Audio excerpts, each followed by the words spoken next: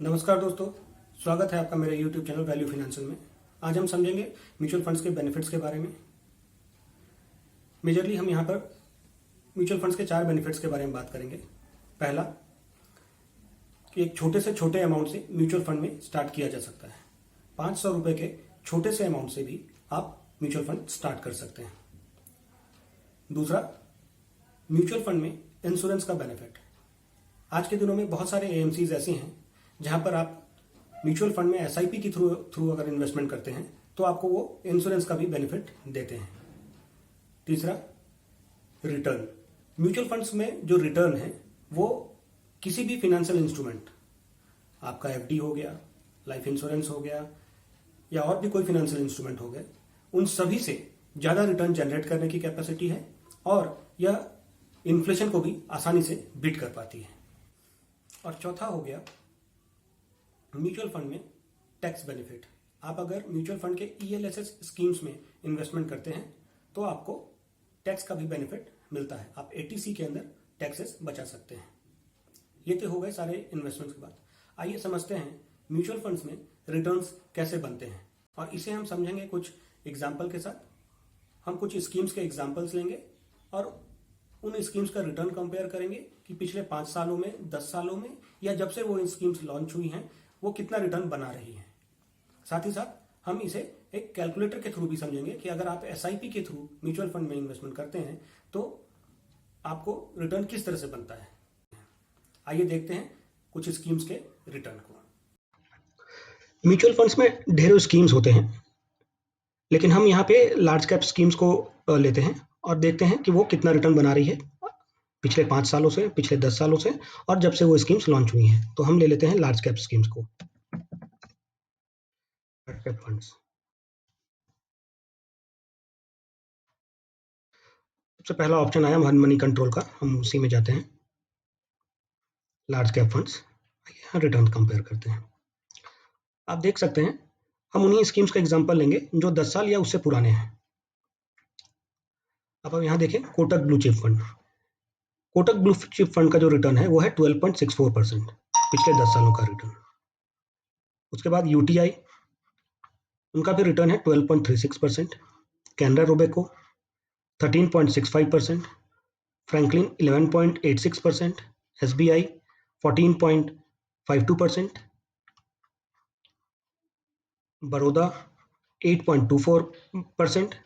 आप यहाँ देखेंगे कि जो भी रिटर्न्स यहाँ पे बने हैं वो सारे के सारे रिटर्न्स डबल डिजिट में बने हैं। कुछ एक स्कीम्स ऐसे भी हैं जिनका रिटर्न कम बना है, लेकिन आप इन सभी स्कीम्स के का अगर एवरेज ले लें तो आप देख पाएंगे कि ये 12% या उससे ऊपर ही आता है।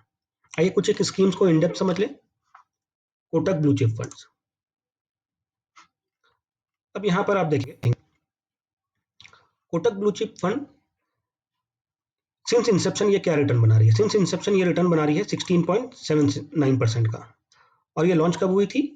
दिसंबर 98 में। 10 सालों का रिटर्न क्या है? 12.64%।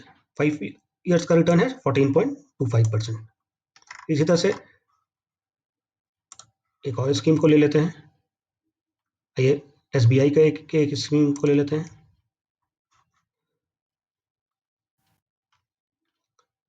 यहाँ पर आप देखेंगे सिंस इंसेप्शन 2006 में ये फंड लॉन्च हुई थी और सिंस इंसेप्शन जो इनका एनुअलाइज रिटर्न है वो है 11.61% और 10 ईयर का रिटर्न 14.52%।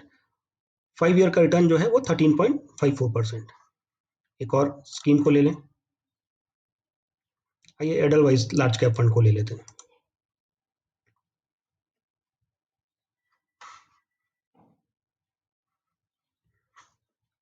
हाँ, तो यहाँ पे आप इनका रिटर्न देखेंगे। 2009 में ये फंड लॉन्च हुई थी। सिंस इंसेप्शन इनका रिटर्न है 13.84% और 10 ईयर का रिटर्न है 13.23%।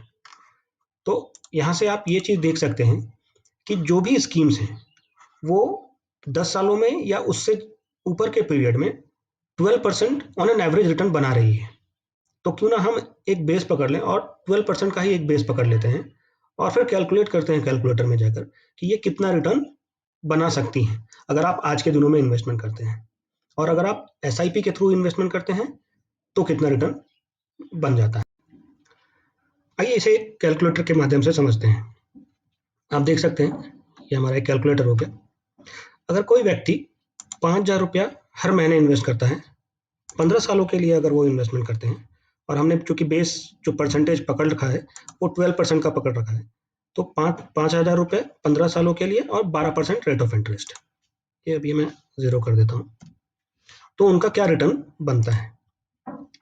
उनका जो रिटर्न बनेगा वो 23,79,657 रुपीज़ का होता है। लेकिन मान लीजिए कि आपने डिसाइड किया कि आपको ये इन्वेस्टमेंट करना है, लेकिन आप आज ना स्टार्ट करके ये इन्वेस्टमेंट 6 महीने के बाद शुरू करना चाहते हैं, तो आपका क्या कॉस्ट बढ़ जाता है, और ये जो डिले आप कर रहे हैं 6 महीने का, इसका क्या इम्पैक्ट पड़ता है आपके इन्वेस्टमेंट के ऊपर। सपोज कर लें कि आप 6 महीने के लिए डिले करते हैं इन्वेस्टमेंट। आप देखिए आपके टोटल रिटर्न में 1,60,396 रुपीज़ का डिफरेंस आता है। अब आपको रिटर्न कितना बन रहा है? 22,19,261 रुपीज़। वहीं पे आपको 1,60,396 रुपीज़ का लॉस हो रहा है। यही अगर आप 1 सालों के लिए डिले कर देते हैं, तो यहाँ पर जो आपका कॉस्ट ऑफ डिले आ रहा है वो आ रहा है 3,11,957 रुपीज़, और आपका जो रिटर्न है वो 20,67,700। आपने कितना पैसा कम दिया, या आप कितने दिनों के लिए लेट हो पाए? सिर्फ 1 साल के लिए।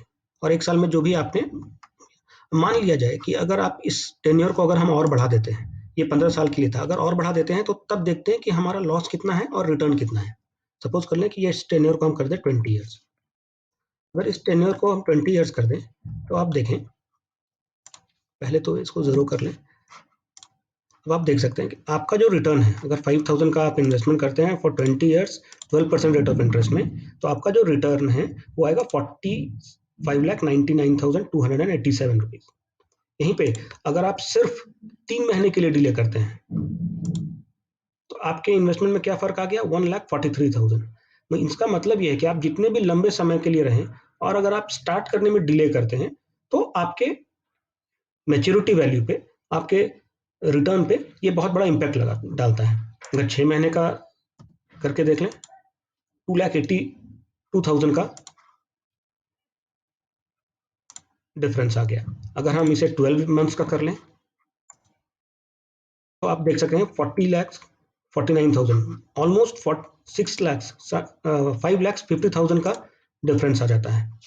तो आप, इससे यही प्रूफ होता है कि आप जितना जल्दी हो सके तो आप अपना इन्वेस्टमेंट शुरू करें। अगर आपने कोई गोल बना रखा है आज से 15 सालों के बाद के लिए, आज से 20 सालों के बाद के लिए, तो आप जितनी जल्दी उस इन्वेस्टमेंट को स्टार्ट कर सके, मंथली इन्वेस्टमेंट जो आपने प्लान किया है वो आप कितनी जल्दी स्टार्ट कर सकते हैं, तो आपके लिए बेहतर रहेगा। और आप जितना डिले करेंगे आपको उतना ही कॉस्ट वो एक्स्ट्रा पड़ेगा। तो दोस्तों आपने यहाँ पे देखा, जब हम म्यूचुअल फंड में इन्वेस्टमेंट करते हैं, खास करके एसआईपी के थ्रू, तो क्या रिटर्न बन के आता है। हमने यहाँ पर देखा, हमने ढेरों स्कीम्स के बारे में यहाँ पर जानकारी ली। सभी के सभी स्कीम्स 10 साल या उससे ज़्यादा पीरियड के लिए अगर इन्वेस्टमेंट उनमें होता है, तो जो रिटर्न है वो 12% या उससे ज़्यादा निकल के आता है। और अगर आप डिले करते हैं, सपोज करें आप जब डिले करते हैं इन्वेस्टमेंट में, तो आपका कॉस्ट ऑफ डिले वो क्या होता है, ये भी हमने जाना। इसी तरह की और जानकारियों के लिए बने रहिए हमारे YouTube चैनल के साथ। नमस्कार।